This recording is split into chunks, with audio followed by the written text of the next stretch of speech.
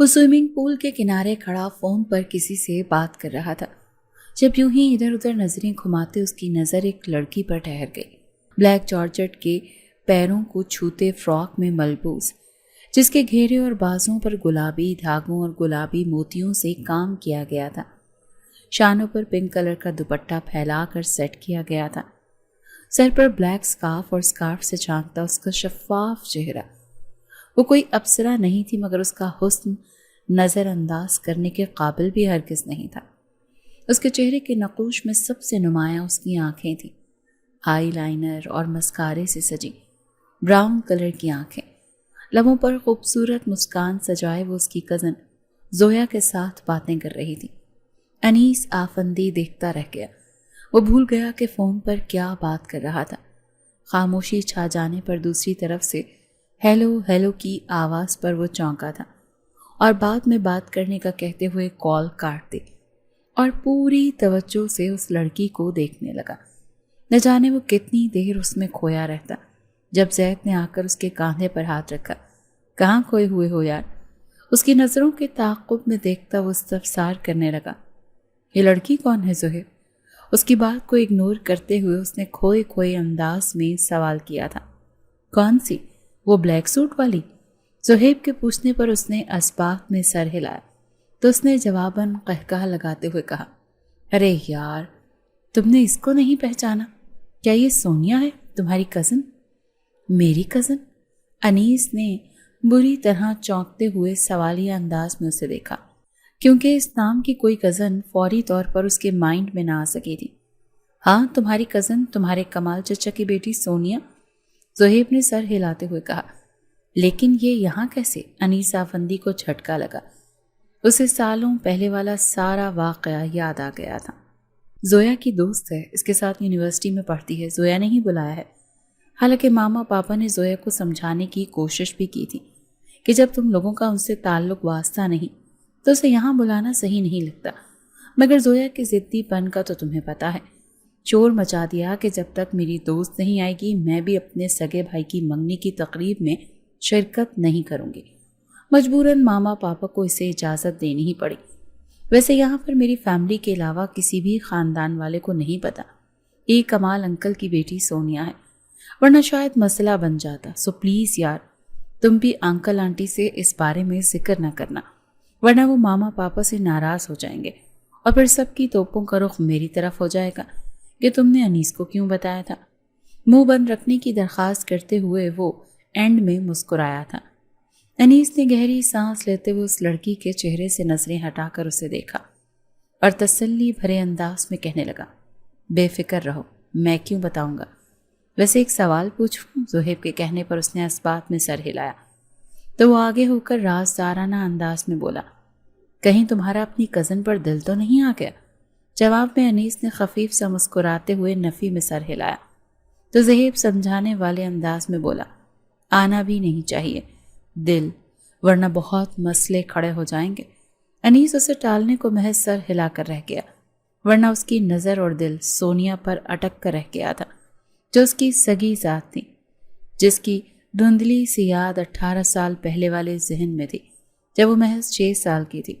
18 साल पहले तो उसे शहला चची और सोनिया के घर छोड़ने की वजह ख़ास समझ में नहीं आई थी, क्योंकि वो खुद उस वक्त महज 12 साल का था। लेकिन जब वो बालिग हुआ तो मम्मी ने सारी स्टोरी उसे बता दी थी। जब शहला चची और सोनिया घर से चले गए थे तो उनके जाने के एक हफ्ते के बाद ही मम्मी पापा और वो लंदन शिफ्ट हो गए थे। लंदन शिफ्ट होने के बाद जलाल आफंदी ने वहीं पर अपना बिजनेस स्टार्ट किया, जो आज 18 साल बाद अरबों मालियत का था और सिर्फ लंदन में ही नहीं बल्कि उसकी ब्रांचेस 2 और ममालिक में भी कायम हो चुकी थी, जिनको जलाल आफंदी के काबिल भरोसा आदमी संभालते थे। 6 महीने पहले उसने कराची में भी ब्रांच कायम की थी और इसको संभालने के लिए अनीस को भेज दिया था। आलीशान बंगला वो पहले ही खरीद चुके थे। यहाँ पर पूरा ख़ानदान था, सो अनीस को एडजस्टमेंट में मुश्किल नहीं हुई। 2 महीने बाद नायमा आफंदी, अनीस की माँ भी उनके पास आ गई थी। 1 महीना तो पूरा नायमा आफंदी का ख़ानदान की दावतों में गुजरा, जो उसके 18 साल बाद वतन लौटने की खुशी में हो रही थी। अनीस के पास टाइम होता तो साथ चला जाता, वरना नायमा अकेली ही जाती थी اور پھر وہاں جا کر خاندان والوں کے سامنے انہیں اپنی دولت شو آف کرنے میں بہت مزہ آتا، کیونکہ پورے خاندان میں ان کے جیسا دولت مند اور کوئی نہیں تھا سوائے ان کے شوہر کے کزن فاروق احمد کے، جو دولت مند کے برابر تو نہیں مگر اچھے خاصے تھے۔ ان کا بھی اپنا کاروبار تھا۔ باقی خاندان والوں سے تو ایک بار ملنے کے بعد نائمہ آفندی نے انہیں دوبارہ خاص منہ نہیں لگایا۔ البتہ فاروق احمد کی فیملی کے ساتھ ان کا اچھا آنا جانا شروع ہو گیا تھا۔ انیس کی بھی فاروق انکل کے بیٹے زہیب کے ساتھ دوستی ہو گئی تھی۔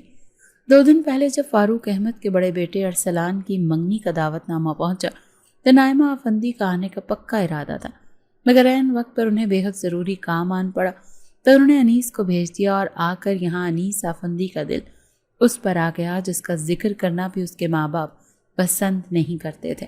گھر آ کر وہ عجیب سی بے چینی کا شکار ہو گیا جس کے اسے خود بھی سمجھ نہیں آ رہی تھی۔ رات کو ڈائننگ ٹیبل پر جب نائمہ آفندی اس سے ارسلان کی منگنی کا حال احوال پوچھ رہی تھی تب اس نے اچانک کہا، ماں شیلا آنٹی کہاں رہتی ہیں؟ نائمہ آفندی کے ماتھے پر بل پڑ گئے۔ انہوں نے ناگوار لہجے میں کہا، تم کیوں پوچھ رہے ہو؟ تو جواباً وہ گڑبڑا کر بولا، ایکچولی خاندان کی کسی تقریب میں کبھی دکھائی نہیں دی تو اسی لیے پوچھا۔ ہاں تو ہمارے خاندان میں وہ کیوں دکھائی دے گی؟ اس کا کیا تعلق ہمارے خاندان سے؟ نائمہ آفندی نے آبرو اچکا کر کہا تو وہ خاموشی سے کھانا کھانے لگا، مگر اس کے ذہن میں بہت کچھ چل رہا تھا۔ رات سونے سے پہلے وہ ارادہ کر چکا تھا کہ کل زویا کے یونیورسٹی جائے گا، کیونکہ سونیا وہیں پڑھتی تھی۔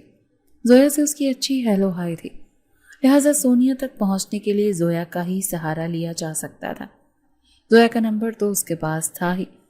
اس کی یونیورسٹی کے باہر پہنچ کر اسے میسج کیا تو وہ فوراً ہی یونیورسٹی کے گیٹ پر آئی اور اسے دیکھ کر خوشگوار حیرت کا اظہار کرنے لگی۔ انیس نے کوئی بھی بہانہ کیے بغیر اسے صاف صاف بتا دیا کہ وہ سونیا سے ملنا چاہتا ہے۔ زویا پہلے تو حیران ہوئی اور ساتھ ہی خدشے کا اظہار کیا کہ شاید سونیا اس سے نہ ملنا چاہے، مگر انیس بضد رہا اور اصرار کیا کہ وہ اس کے بارے میں بتائے بغیر اسے یہاں لے آئے، تو وہ مان گئی اور کسی بہانے سے سونیا کو اس کے پاس لے آئی۔ سونیا انیس کو زویا کا کزن سمجھ کر ملی، لیکن جب اسے یہ پتہ چلا کہ وہ اس کے چچا جلال آفندی کا بیٹا ہے تو یکدم اس کے تاثرات بدل گئے اور وہ انیس کی کوئی بات سنے بغیر وہاں سے چلے گئی۔ انیس آفندی کو اس کے اس طرح چلے جانے پر بہت غصہ آیا، مگر ضبط کر کے چپ چاپ وہاں سے چلا گیا۔ دوسرے دن وہ یونیورسٹی سے گھر آئی تو انیس آفندی کو اپنے گھر میں دیکھ کر حیران رہ گئی۔ وہ اس کی ماں کے پاس بیٹھا باتیں کر رہا تھا، جہاں اسے اپنے گھر میں دیکھ کر وہ غصے اور نفرت سے جل اٹھی، وہیں انیس آفندی کی آنکھوں میں اسے دیکھ کر دیپ جل اٹھے تھے۔ وہ تن فن کرتی اپنے کمرے میں آئی تھی، اس کی ماں بھی اس کے پیچھے آئی تھی۔ سونی، یہ طریقہ ہے مہمان کو سلام کیے بنا تم کمرے میں آ گئی؟ شیلا نے ناراض لہجے میں کہا تو وہ چٹک کر بولی، آپ نے اس شخص کو آنے کیوں دیا گھر میں امی؟ کیا آپ بھول گئی ہیں کہ اس کے ماں باپ نے ہمارے ساتھ کیا کیا تھا؟ آپ کو تو اسے دروازے ہی سے واپس لوٹا دینا چاہیے تھا۔ اس کی آواز اتنی اونچی تھی کہ ساتھ والے کمرے میں بیٹھے انیس آفندی تک بخوشی پہنچی تھی۔ آہستہ بولو سونی، کیا ہو گیا ہے؟ وہ مہمان ہے، اپنا خون ہے، اگر ملنے آیا ہے تو میں کیسے اسے گھر میں نہ آنے دیتی؟ شیلا نے قدرے غصے میں کہا، ٹھیک ہے، آپ کو اسے گھر میں آنے دینا ہے، عزت دینی ہے تو بے شک دیں، لیکن مجھ سے ایسی امید ہرگز نہ رکھیں۔ غصے سے کہتے وہ واش روم میں بند ہو گئی۔ شیلا نے بے بس نگاہوں سے واش روم کے بند دروازے کو دیکھا اور پھر انیس کا خیال آتے ہی پلٹ کر کمرے سے نکل گئی۔ سونیا کا خیال تھا کہ اب وہ دوبارہ نہیں آئے گا، مگر 3 دن بعد وہ دوبارہ موجود تھا ان کے گھر۔ نہ صرف اس کی ماں سے باتیں کر رہا تھا، بڑی بے تکلفی سے فرمائش کر کے دیسی کھانا بھی بنوا رہا تھا۔ سونیا تو کھول کر رہ گئی تھی، مگر ماں کی ناراضگی کے ڈر سے کہا کچھ نہیں، لیکن جب نظر کچن میں پڑے فروٹس کے تھیلوں پر پڑی تو اس کے تن بدن میں آگ لگ گئی۔ ان کا کروڑوں کا حق کھا کے اب فروٹس کے ذریعے تلافی کرنا چاہتا تھا۔ وہ دندناتی ہوئی آئی گیسٹ روم میں، جہاں وہ بڑی بے تکلفی سے نیچے بچھی چٹائی پر بیٹھا رغبت سے کھانا کھا رہا تھا۔ آپ خود کو سمجھتے کیا ہیں؟ ایک تو منہ اٹھا کر پھر سے آ گئے، اوپر سے فروٹس کے شاپر بھر کر لے آئے۔ کس لیے مسٹر؟ ہمیں آپ کی نوازشات کی کوئی ضرورت نہیں ہے، لہٰذا جاتے وقت انہیں ساتھ، اس سے پہلے کہ وہ بات مکمل کرتے شہلا نے بے حد درستگی سے اس کی بات کاٹ کر کہا، سونی اپنی بکواس بند کرو اور یہاں سے دفع ہو جاؤ۔ ماں کے الفاظ اور لب و لہجے پر سونیا نے بھی بے یقین نگاہوں سے انہیں دیکھا اور اگلے ہی لمحے پیر پٹختی وہاں سے چلی گئی۔ پیچھے شہلا انیس سے اس کی بدتمیزی کے لیے معذرت کرنے لگی۔ جواباً وہ انہیں اپنائیت بھرے لہجے میں تسلی دینے لگا کہ اس نے برا نہیں منایا، سارا دن وہ ماں سے ناراض رہی، یہاں تک کہ رات کا کھانا بھی نہیں کھایا اور صبح بغیر ناشتے کے یونیورسٹی کے لیے چلی آئی۔ ایک تو اس شخص کے سامنے اسے ماں کے ڈانٹنے کا دکھ تھا، تو دوسرا انہوں نے بعد میں منایا تک نہیں، یہاں تک کہ اس کے کھانا نہ کھانے اور ناشتہ نہ کرنے کی بھی پرواہ نہیں کی۔ منہ پھلائے وہ اپنے کام میں لگی رہی۔ سونیا حیران اور دکھی تھی کہ یہ اس کی وہی ماں تھی جو پہلے اس کے بغیر کھانے کا نوالہ تک نہیں لیتی تھی اور اب کل سے اس کی طرف سے بے پرواہ ہو گئی تھی۔ یہ سب اس کمینے شخص کی وجہ سے ہوا ہے، خدا اسے ذلیل کرے، پتہ نہیں ہمارا سکون برباد کرنے آیا کیوں ہے۔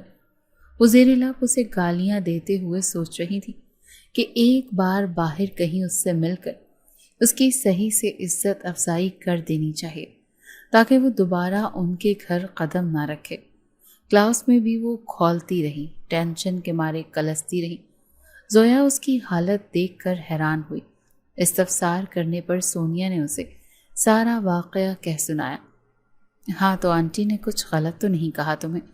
وہ مہمان تھا، تمہارا کزن تھا، تم لوگوں کا ماضی میں جو بھی مسئلہ تھا اس میں انیس کا تو کوئی قصور نہیں ہے، وہ بھی تمہاری طرح اس وقت چھوٹا تھا، لہٰذا تمہیں اس کے ساتھ اس طرح سے بدتمیزی نہیں کرنی چاہیے تھی۔ زویا نے ساری بات سن کر جب اسے ہی غلط کہا تو اس سے بھی ناراض ہو گئی اور اس کے روکنے کے باوجود کلاس روم سے نکل آئی۔ سونی پلیز میری بات تو سنو، تم اتنی ہائپر کیوں ہو رہی ہو؟ دیکھو ٹھنڈے دل سے، جسٹ شٹ اپ زویا، مجھے تم سے کوئی بات نہیں کرنی، مہربانی کر کے میرے پیچھے مت آؤ۔ وہ تل ملا کر کہتے ہوئے لمبے لمبے ڈگ بھرتی وہاں سے آگے چل دی۔ زویا بے عزتی کے احساس سے سرخ چہرہ لیے کھڑی اسے دور جاتا دیکھتی رہی۔ اس کا موڈ اتنا خراب تھا کہ مزید کوئی کلاس لینے کا ارادہ نہیں تھا، اسی لیے وہ ڈپارٹمنٹ سے ہی نکل آئی، اپنی دھن میں خراب موڈ کے ساتھ چلتی چلی جا رہی تھی جب اچانک کہیں سے انیس آفندی نکل کر اس کے سامنے آ گیا۔ وہ جو پہلے ہی غصے میں تھی، اس سارے مسئلے کی جڑ کو سامنے دیکھ کر اس کے وجود میں بھانبڑ جل اٹھے۔ بڑی مشکل سے خود پر قابو پا کر اس نے سرد لہجے میں اسے مخاطب کیا، اچھا ہوا مسٹر آپ آ گئے، مجھے آپ سے بات کرنی تھی۔ اوہ ریئلی؟ مجھ سے بات کرنی ہے؟ آئیے کیفے میں چل کر بیٹھتے ہیں۔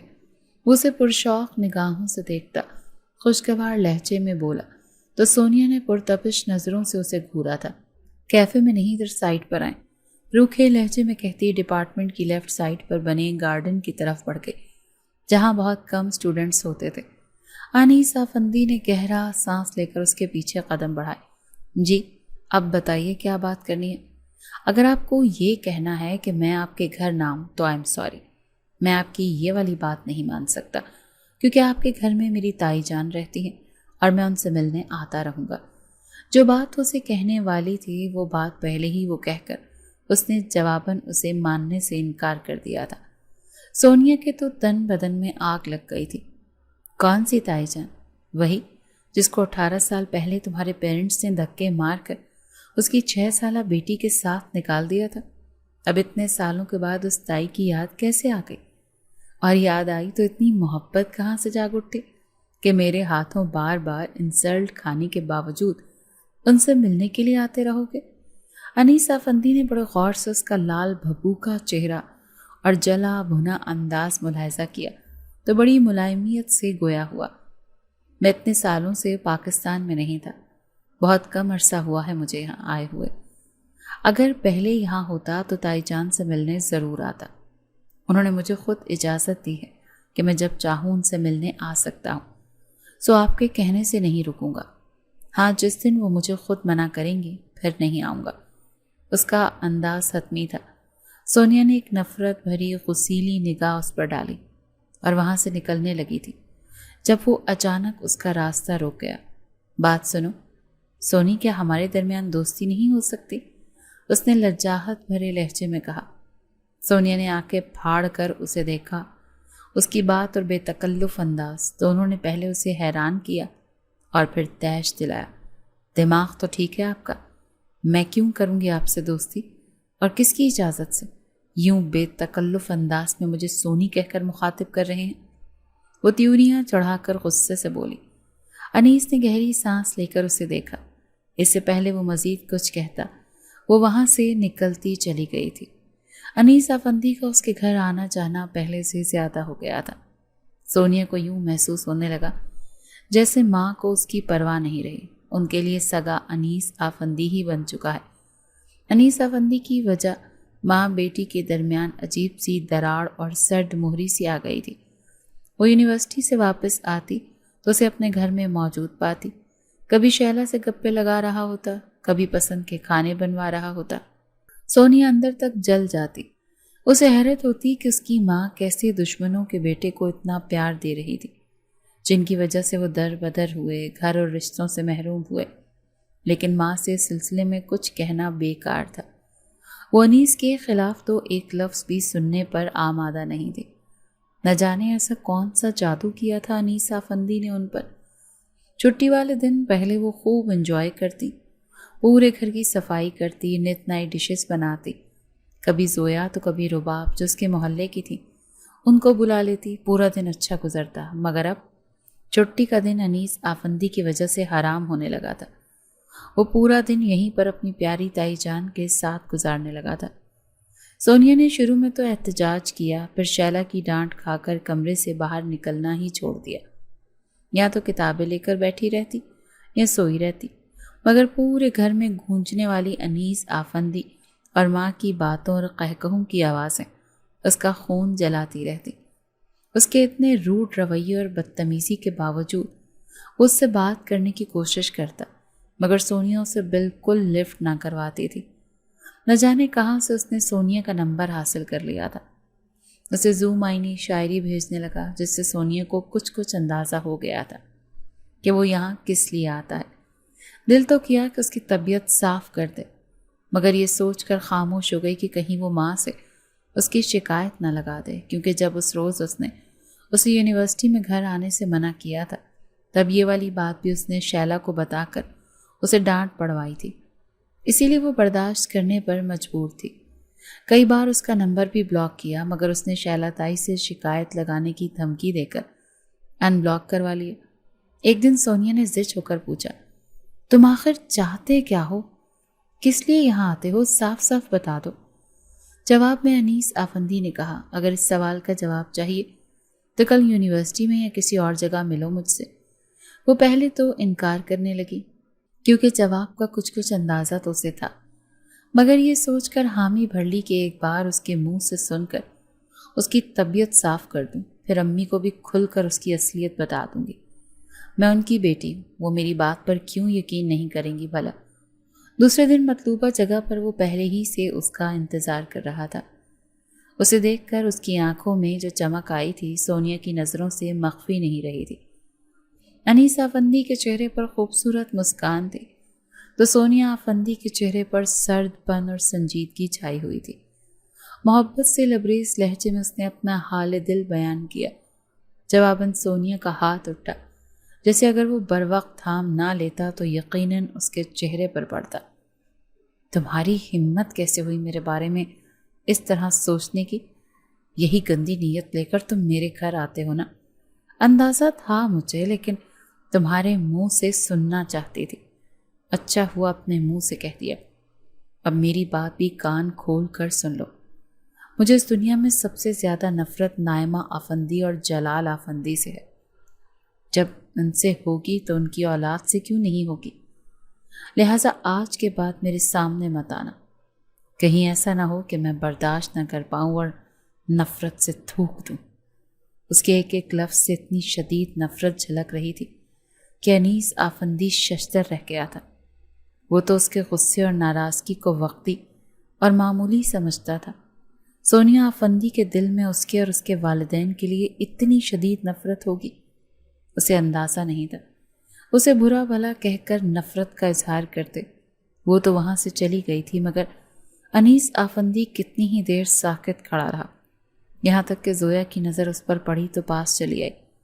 اس کے مخاطب کرنے پر وہ چونک کر حواسوں میں لوٹا تو اس کا پریشان چہرہ دیکھ کر وجہ پوچھ رہی تھی۔ انیس آفندی نے جواباً ساری بات بتا کر اس سے مدد مانگی کہ وہ سونیا کو اس کی طرف سے قائل کرنے کی کوشش کرے۔ اگر ان کی طرف سے زیادتیاں ہوئی ہیں تو وہ اس سے شادی کر کے تلافی کرنے کی کوشش کرے گا۔ زویا نے حرف بحرف انیس آفندی کی باتیں سونیا تک پہنچا کر اس کے حق میں اسے راضی کرنے کی کوشش کی، مگر ہر بار کی طرح وہ اس سے بھی ناراض ہو گئی۔ زویا نے انیس آفندی سے معذرت کرتے ہوئے کہا کہ وہ خود ہی کسی طرح اسے منائے۔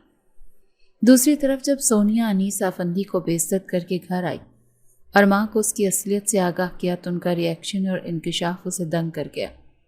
میں پہلے سے ہی جانتی ہوں کہ وہ تمہیں پسند کرتا ہے اور تم سے شادی کرنا چاہتا ہے۔ اس نے مجھے بتا دیا تھا جب میں نے اس کی آنکھوں میں تمہارا عکس دیکھ کر اصرار کر کے پوچھا تھا۔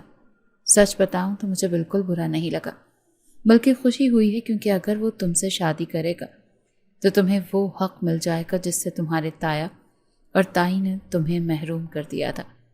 میں اپنی زندگی گزار چکی ہوں، مجھے اپنا کوئی لالچ نہیں، مگر تمہارے آگے تو پوری زندگی پڑی ہے۔ میں تمہیں کسی غریب کے ساتھ بیاہ کر تمہارے ساتھ زیادتی کیوں کروں؟ تم کسی غریب شخص کی بیٹی نہیں ہو۔ تمہارا باپ کروڑوں کی جائیداد کا مالک تھا جس پر تمہارے تایا تائی اب عیش کر رہے ہیں۔ اتنے سال تم نے محرومی میں گزارے ہیں، اب انیس سے شادی کر کے تم ان سے ان محرومیوں کا بدلہ لے سکتی ہو۔ وہ نرم لہجے میں کہہ رہی تھی۔ سونیا کچھ دیر ساکت سے اپنی ماں کا بدلا ہوا روپ دیکھتی رہی اور ناراض لہجے میں بولی، امی آپ ایسا کیسے سوچ سکتی ہیں؟ مجھے کوئی خواہش نہیں ہے دولت اور جائیداد کی۔ ان لوگوں نے ہمارا حق کھایا ہے تو اس کا بدلہ ان سے خدا لے گا۔ مگر شیلا نے اس کی بات سے اتفاق نہ کیا اور وہ اسے بار بار سمجھاتی رہی۔ اپنے حق کے لیے تو وہ ہمیشہ خاموش رہی، مگر بیٹی کے حق کے لیے نہ جانے کہاں سے ان میں خود غرضی آ گئی تھی۔ اس دوران انیس بھی آتا رہا، وہ دونوں مل کر اسے منانے کی کوشش کرتے رہے اور آخرکار تنگ آ کر وہ مان گئی، لیکن ساتھ ہی ایک شرط بھی رکھ دی کہ اگر رشتہ لینے وہ اپنے ماں باپ کو لائے گا تو تبھی وہ اس سے شادی کرے گی، ورنہ نہیں۔ انیس اس کی بات سن کر پریشان ہو گیا تھا، کیونکہ اسے اچھی طرح اندازہ تھا کہ اس کے ماں باپ کبھی نہیں مانیں گے۔ وہ چاہتا تھا کہ پہلے وہ سونیا سے نکاح کرے اور پھر اسے گھر لے جائے، تب اس کے ماں باپ اس کا کچھ بھی بگاڑ نہیں پاتے اور انہیں ہر حال میں سونیا کو قبول کرنا ہی پڑتا، کیونکہ ایسا نہ کرنے کی صورت میں انہیں اکلوتے بیٹے سے محروم ہونا پڑتا۔ شیلا نے بھی انیس کی پریشانی سمجھتے ہوئے بہت کوشش کی کہ سونیا اس شرط کو ختم کر دے، مگر وہ اپنی شرط سے پیچھے ہٹنے کو تیار نہیں ہوئی، تو مجبوراً انیس کو اپنے ماں باپ سے بات کرنی پڑی۔ ان کا ریئیکشن انیس کی توقع سے بھی زیادہ برا نکلا، خاص طور پر نائمہ آفندی تو بپھر اٹھی تھی۔ 18 سال بعد شیلا آفندی کے روبرو آ کر وہ نفرت اور غصے سے چلا رہی تھی۔ تم ماں بیٹی کی ہمت کیسے ہوئی میرے بیٹے سے خفیہ میل ملاپ رکھ کر اسے ورغلانے کی؟ جیسا کردار اپنا تھا بیٹی کو بھی اسی راہ پر لگا دیا۔ کان کھول کر سن لو تم ماں بیٹی، میرے بیٹے کے ذریعے میرے گھر اور جائیداد پر قبضہ کرنے کا خواب میں کبھی پورا نہیں ہونے دوں گی۔ نائمہ آفندی کا لہجہ نفرت اور حقارت سے بھرپور تھا۔ شیلا آفندی تو چپ رہی، البتہ سونیا خاموش نہ رہ سکی اور نائمہ آفندی کے مد مقابل آتے ہوئے تلخ لہجے میں بولی، آپ کا بیٹا کوئی بچہ نہیں ہے جو ہمارے کہنے پر چلے گا۔ جتنی نفرت مجھے آپ سے اور آپ کے شوہر سے ہے نا، اتنی ہی آپ کے بیٹے سے بھی ہے۔ میں لعنت بھیجتی ہوں اس پر۔ 1000 بار انکار کیا ہے، ہاتھ دھو کر پیچھے پڑ گیا۔ ہمارے گھر آ کر ہم پر چلانے کے بجائے اپنے بیٹے کو لگام ڈالیں تو بہت اچھا ہوگا۔ اور ایک اور بات واضح کر دوں، میں اپنے ماموزاد فہد کو پسند کرتی ہوں اور اسی سے شادی بھی کروں گی، لہٰذا آج کے بعد اگر دوبارہ یہاں آ کر اس طرح تماشا لگایا تو پورے محلے کو اکٹھا کر لوں گی اور دھکے مار کر نکالوں گی۔ وہ رہا دروازہ، نکل جائے یہاں سے۔ تیز لہجے میں کہتے ہوئے اس نے آخر میں دروازے کی طرف اشارہ کیا تو نائمہ افندی کا چہرہ بےعزتی کے احساس سے سرخ ہو گیا۔ بدتمیز لڑکی، وہ بڑبڑاتے ہوئے ایک جھٹکے سے پلٹی اور وہاں سے نکل گئی۔ اس کے جانے کے بعد سونیا نے غصیلی نگاہ ماں پر ڈالی اور پاؤں پٹکتی اپنے کمرے میں چلی گئی۔ کچھ دیر بعد وہ فون پر فہد کو جلد از جلد ماموں اور ممانی کو رشتے کے لیے بھیجنے کا کہہ رہی تھی۔ دوسرے دن وقار ماموں اور ممانی آ گئے۔ وقار ماموں اس کے سگے ماموں نہیں تھے بلکہ شیلا کے دور دراز کے کزن تھے، مگر شیلا کے مشکل وقت میں سگے بھائی کی طرح اس کے سر پر ہاتھ رکھ کر سہارا دیا تھا۔ سونیا نے انہیں ساری بات بتا کر ان کی ہمدردی سمیٹ لی۔ شیلا پر انہوں نے ناراضگی کا اظہار کیا کہ کیوں جلال افندی کے بیٹے کو گھر میں گھسنے دیا۔ شیلا جس نے بیٹی کے حق کے لیے وہ سب کیا تھا، سر جھکائے بھائی کی ڈانٹ سنتی رہی۔ وہ لوگ 2 دن وہاں رکے اور جاتے ہوئے رشتہ پکا کر کے گئے۔ شیلا نے اس رشتے پر کسی رد عمل کا اظہار نہ کیا۔ البتہ سونیا خوش تھی۔ فہد پڑھا لکھا تھا اور ایک کمپنی میں جاب کر رہا تھا، مگر پرآسائش زندگی کی خواہش رکھتا تھا، اسی لیے اپنی نوکری سے مطمئن نہیں تھا اور ملک سے باہر جانے کے لیے ہاتھ پیر مار رہا تھا۔ اگرچہ سونیا کو وہ پسند کرتا تھا، مگر جب تک اچھا فیوچر نہ بنا لیتا تب تک اس کا شادی کا کوئی ارادہ نہیں تھا۔ آفندی ہاؤس میں بھونچال آیا ہوا تھا۔ انیس آفندی اور نائمہ آفندی کے بیچ محاذ آرائی جاری تھی۔ نہ وہ سونیا سے دستبردار ہونے کو تیار تھا اور نہ نائمہ آفندی سونیا کو قبول کرنے کے لیے۔ جلال افندی دونوں کو سمجھا کر تھک گئے کہ کوئی ایک اپنی ضد سے پیچھے ہٹ جائے، مگر دونوں میں سے کوئی بھی تیار نہیں تھا۔ انیس نائمہ افندی سے دن رات کی بحث میں ذہنی طور پر اتنا ڈسٹرب ہوا کہ دوبارہ شیلا تائی اور سونیا کے پاس نہیں گیا تھا۔ اس نے فیصلہ کیا تھا کہ جب تک ممی کو اس رشتے پر راضی نہیں کر لیتا تب تک سونیا کے سامنے نہ جاتا، کیونکہ اس کی جلی کٹی سن کر برداشت کرنے کی اب اس میں بھی ہمت نہیں تھی۔ اپنی عادت کے برخلاف وہ کافی ٹائم سے اسے نرمی برت رہا تھا۔ اس نرمی کو اس کی فطرت کا حصہ سمجھتے ہوئے لڑکی بہت بار اس کی تذلیل کر چکی تھی، اور اب اس کے ہاتھوں اپنی اور تذلیل وہ ہرگز نہیں سہ پاتا۔ اس ٹائم وہ کافی جنونی اور چڑچڑا ہو رہا تھا۔ اس دن بھی نائمہ افندی اور اس کے اس مسئلے پر تلخ کلامی ہو رہی تھی، جب اچانک جلال افندی کے منہ سے نکل گیا، جس لڑکی سے شادی کرنے کے لیے تم نے ہمارا سکون غارت کر رکھا ہے، وہ لڑکی اپنے ماموزاد کو پسند کرتی ہے اور کچھ دن پہلے اس سے منگنی بھی کر چکی ہے اور جلدی شادی بھی کرنے والی ہے۔ اس انکشاف پر جہاں انیس کو جھٹکا لگا، وہاں نائمہ افندی کو اپنے پیروں تلے سے زمین نکلتی ہوئی محسوس ہوئی۔ بے اختیار اس نے دانت کچ کچا کر شوہر کو گھورا تھا، جنہوں نے وقت سے پہلے اسے آگاہ کر کے معاملہ ہی خراب کر دیا تھا۔ نہیں، میں نہیں مانتا۔ اگر یہ سچ ہے تو میرے جیتے جی وہ کسی اور کی ڈولی میں نہیں بیٹھ سکتی، اور نہ میں ایسا ہونے دوں گا۔ اگر وہ میری نہیں تو کسی کی بھی نہیں ہوگی۔ آپ دونوں میرے جنون سے واقف ہیں، جان لے لوں گا میں اس کی، دیکھتا ہوں وہ کسی اور سے شادی کیسے کرتی ہے۔ انیس افندی کے چہرے پر چٹانوں جیسی سختی اور آواز میں اتنا سرد پن تھا کہ نائمہ افندی اور جلال افندی نے بے حد تشویش سے ایک دوسرے کی طرف دیکھا تھا۔ انہیں اس کے جنون سے خوف سا محسوس ہوتا تھا۔ اپنی بات کہہ کر وہ کمرے سے نکل گیا تھا۔ اس کے جانے کے بعد نائمہ افندی پہلے شوہر پر برسیں اور پھر پریشانی کے عالم میں فون پر کوئی نمبر ڈائل کیا۔ پہلی بیل پر ہی کال ریسیو ہو گئی تھی۔ جتنی جلدی ہو سکتا ہے اسے رخصت کر کے لے جاؤ، انیس کو پتہ چل گیا ہے، وہ کچھ بھی کر سکتا ہے۔ کہنے کے ساتھ ہی انہوں نے ماتھے پر آیا پسینہ صاف کیا تھا۔ جو کچھ وہ کر چکی تھی اس کے بعد ان کی گھبراہٹ تو بنتی تھی، کیونکہ اگر سونیا اس کے گھر میں آ جاتی تو جس راز کو وہ اتنے سالوں سے چھپائے ہوئے تھی وہ لازمی کھل جاتا، اور ایسا وہ کسی صورت بھی نہیں ہونے دینا چاہتی تھی۔ دوسری طرف سے نہ جانے کیا کہا گیا، نائمہ افندی کے چہرے پر جھنجھلاہٹ بھرے تاثرات پیدا ہوئے۔ تو اس مصیبت کو بھی ساتھ لے جاؤ نا، اس کی ٹکٹ کے پیسے بھی بھیج دیتی ہوں میں۔ دوسری طرف سے دوبارہ نہ جانے کیا کہا گیا۔ اب کی بار وہ قدرے غصے سے بولی، دیکھو فہد، میرے پاس ٹائم بالکل نہیں ہے، تم 2 دن کے اندر اندر اس سے شادی کرو اور رخصت کر کے گھر لے جاؤ۔ اس کے بعد اسے ساتھ لے کر جانے میں تمہیں کتنا ٹائم لگتا ہے، اس سے مجھے کوئی غرض نہیں، بس اسے میرے بیٹے کی پہنچ سے دور کرو۔ تشویش، بے چینی، غصے، پریشانی، جھنجھلاہٹ، ان سب میں وہ ایک ساتھ مبتلا تھی۔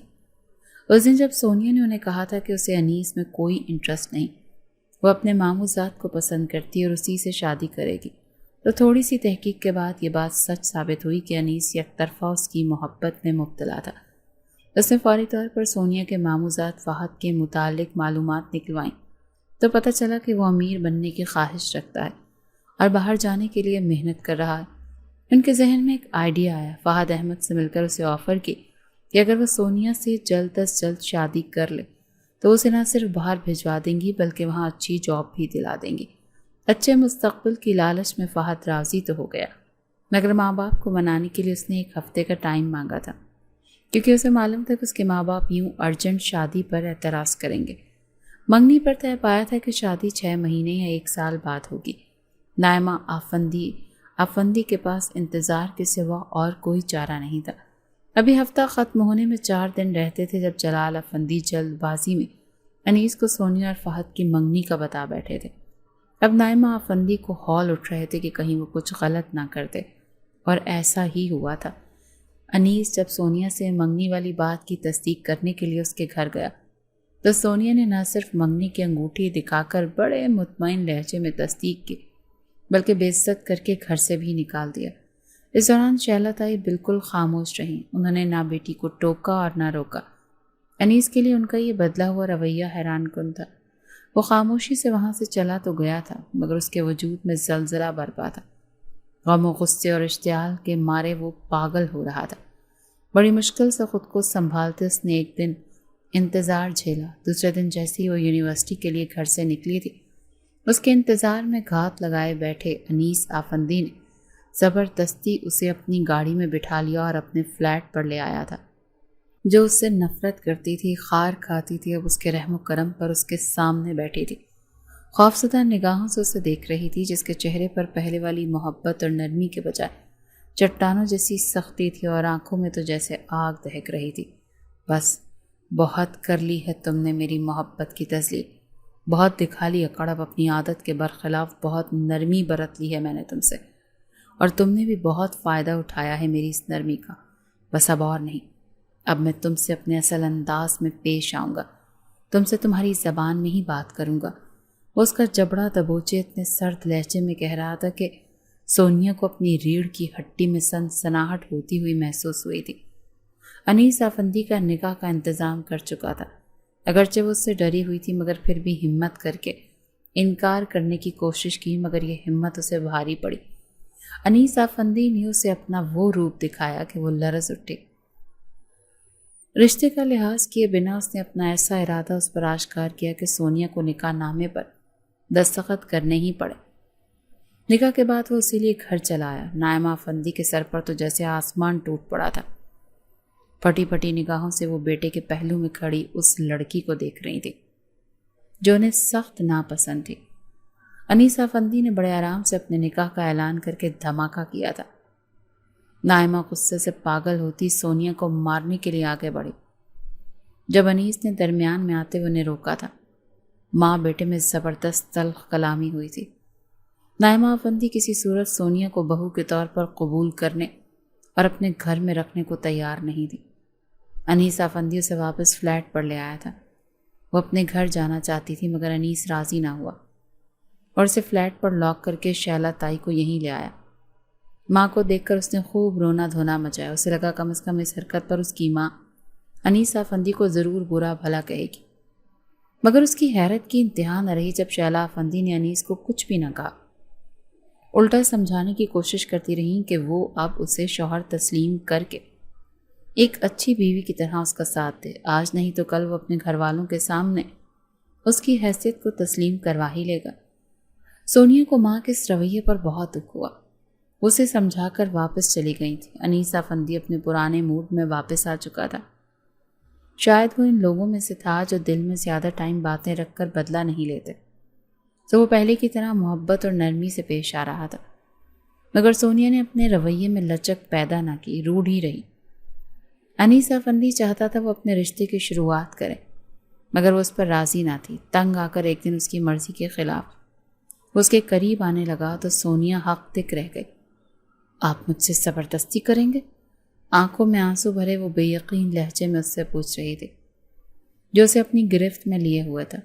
بہت صبر کیا ہے، بہت کوشش کی پیار سے منانے کی، مگر تم نے اپنی ہٹ درمی نہیں چھوڑی تو اب یوں ہی صحیح۔ وہ سرد لہجے میں بولا، آپ کی اس حرکت کے بعد میرے دل میں آپ کے لیے نفرت بڑھ جائے گی۔ اس نے رندھے ہوئے لہجے میں وارن کیا، بڑھنے دو، کیا فرق پڑتا ہے؟ پہلے کون سا محبت ہے تمہارے دل میں؟ لاپرواہی سے کہتے وہ لائٹ آف کرتا اس کی گردن اپنے حصار میں مضبوط کر گیا کہ وہ چاہ کر بھی مزاحمت نہ کر سکے تھی۔ پھر واقعی اس کے بعد انیس آفندی کے لیے اس کے دل میں نفرت بڑھ گئی تھی، مگر انیس آفندی کو کوئی فرق نہیں پڑتا تھا۔ اس کا جب دل چاہتا محبت جتاتے ہوئے منمانی کر لیتا تھا۔ اب نہ جانے اسے سچ میں اس کی نفرت سے فرق نہیں پڑتا تھا یا پھر اس نے سمجھوتا کر لیا تھا اس کی نفرت سے۔ یہ بات سونیا کو سمجھ نہیں آتی تھی۔ 3 مہینے ہو گئے تھے اسے انیس آفندی کے ساتھ رہتے ہوئے۔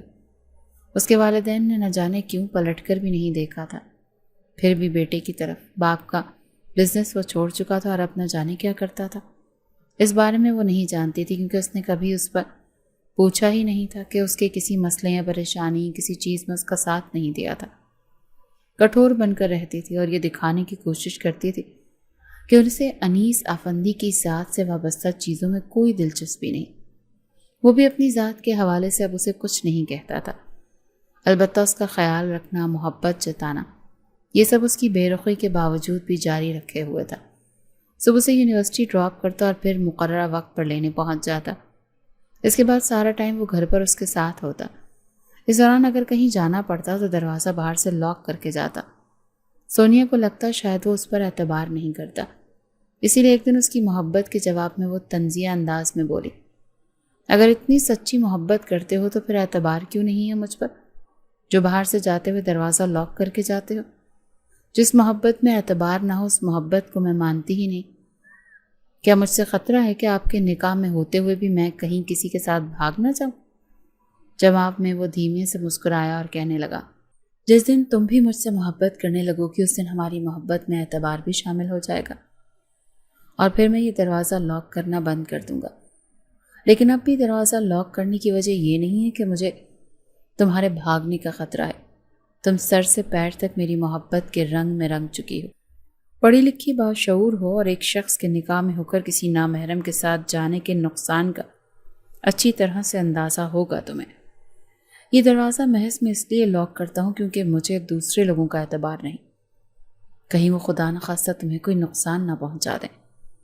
انیس آفندی کا اشارہ کن لوگوں کی طرف تھا وہ اچھی طرح سمجھ گئی تھی، لہٰذا دوبارہ کبھی کچھ نہیں کہا۔ شہلا کئی بار اس سے ملنے آئی مگر آگے اس کا سرد اور روکھا رویہ دیکھ کر مایوس ہو کر واپس گئی۔ انیس نے کئی بار سمجھانے کی کوشش کی کہ وہ اس کی سزا شہلا تائی کو نہ دیں، مگر آگے سے اس کا ضدی انداز دیکھ کر اسے اس کے حال پر چھوڑ دیا۔ ایک دن یونیورسٹی سے گھر آئی تو اس کی طبیعت خراب ہو گئی۔ انیس گھر پر تھا، فوراً اسے ڈاکٹر کے پاس لے گیا۔ لیڈی ڈاکٹر نے چیک اپ کیا تو پتہ چلا وہ ماں بننے والی ہے۔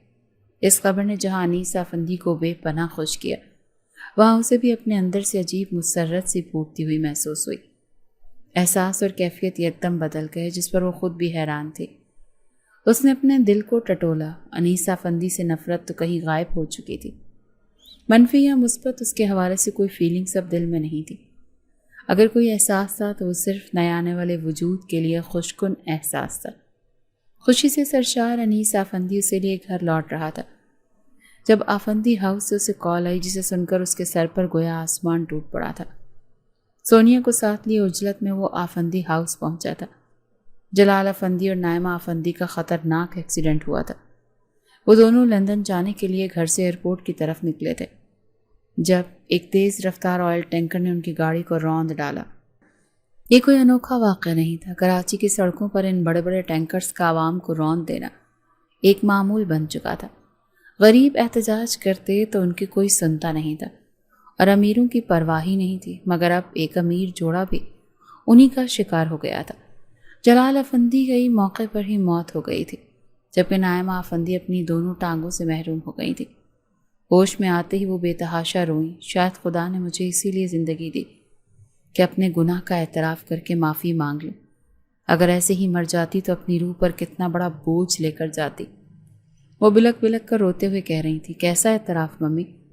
انہیں بازوں کے گھیرے میں لیے آنسو بہاتا انیس ان کی اس بات پر چونکا تھا۔ جواباً وہ اذیت بھرے لہجے میں بولی، مجھ سے کوئی سوال نہ کرو انیس، بس جا کر تم شہلا اور سونیا کو یہاں لے آؤ۔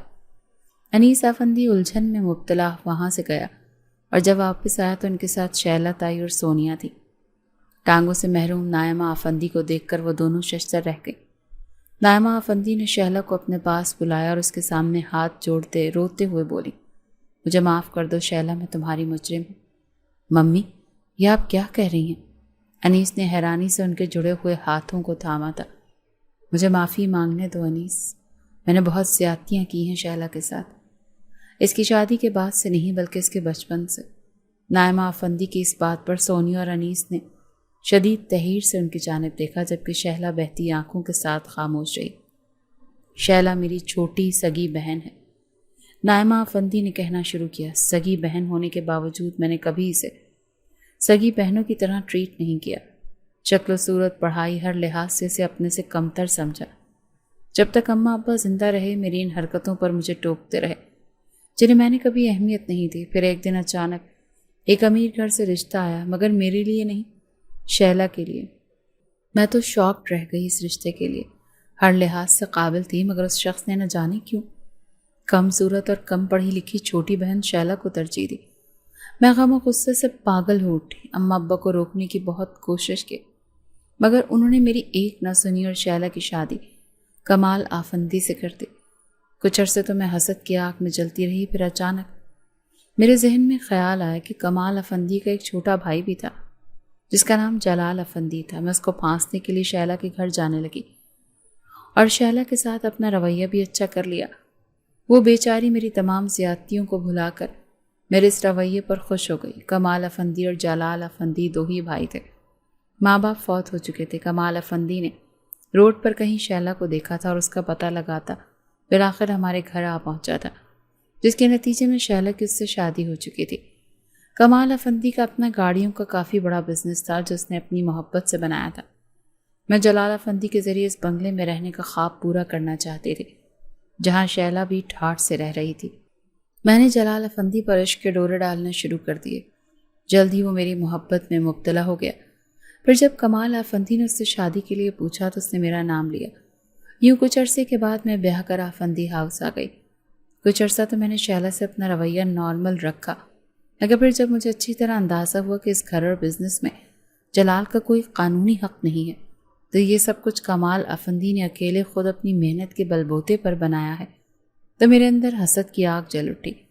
میں سوچنے لگی ابھی تو میں اور جلال ان کے ساتھ اکٹھے رہ کر عیش کر رہے ہیں، مگر کل کو جب کمال اور شہلا کے بچے ہوں گے تو وہ لازمی ہمیں الگ کریں گے، اور الگ کرنے کے بعد وہ گھر اور پراپرٹی میں سے کوئی برابر کا حصہ تو نہیں دیں گے، جو دیں گے وہ گزارے لائق ہی ہوگا، اور گزارنے والی زندگی جینا مجھے گوارا نہیں تھا۔ میں دن رات انہی سوچوں میں جلتی رہتی، یہاں تک کہ میرا اکلوتا بیٹا انیس 12 سال کا اور شہلا کی اکلوتی بیٹی سونیا جو 19 سال کے بعد پیدا ہوئی تھی 6 سال کی ہو چکی تھی۔ جلال کے ایک دوست پرویز کا آنا جانا ہمارے گھر تھا۔ پرویز لالچی آدمی تھا۔ ایک دن اچانک میرے ذہن نے ایک پلان ترتیب دیا کہ اگر کسی طرح شہلا کو پرویز کے ساتھ انوالو کر کے کمال آفندی کی زندگی سے نکلوا دوں تو اس کے بعد میں اور جلال آسانی سے ان کی دولت اپنے نام کروا کر عیش کر سکتے ہیں۔ جلال سے اس سلسلے میں بات کی، وہ پہلے تو نہ مانا، مگر پھر میرے مسلسل ورغلانے پر راضی ہو گیا۔ پرویز کو منانا کوئی مسئلہ ہی نہیں تھا، 50,000 پر بخوشی مان گیا۔ ایک روز جلال کو آفس سے فون آیا کہ کمال بھائی کے سر میں درد ہے، وہ تھوڑی دیر کے لیے گھر روانہ ہونے والے ہیں۔ میں نے فوراً پرویز کو فون کر کے گھر بلا لیا اور اسے کمال اور شہلا کے بیڈ روم میں بھیج دیا۔ شہلا واش روم میں نہا رہی تھی۔ پرویز اپنی شرٹ اتار کر بیڈ پر دراز ہو گیا۔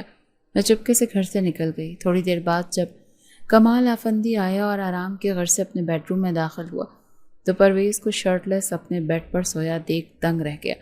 اسی وقت واش روم کا دروازہ کھلا اور نہائی ہوئی شہلا باہر آئی۔ سامنے کے منظر نے اسے بھی منجمد کر دیا۔ اس کا شوہر آنکھوں میں نفرت اور بے یقینی لیے اسے دیکھ رہا تھا۔ پھر یکدم وہ دل پر ہاتھ رکھے گرتا چلا گیا۔ کمال آفندی کو ہارٹ اٹیک آیا تھا اور موقع پر ہی ان کی ڈیتھ ہو گئی تھی۔ اس غیر متوقع رزلٹ نے مجھے اور جلال کو خاصا ڈرا دیا تھا، کیونکہ ہمارا خیال تھا وہ شہلا کو طلاق دے دیں گے اور پھر کبھی ہم ان کی شادی نہیں ہونے دیں گے۔ مگر اس سارے ڈرامے سے ان کی موت واقع ہو سکتی ہے، ایسا تو ہمارے وہم و گمان میں بھی نہیں تھا۔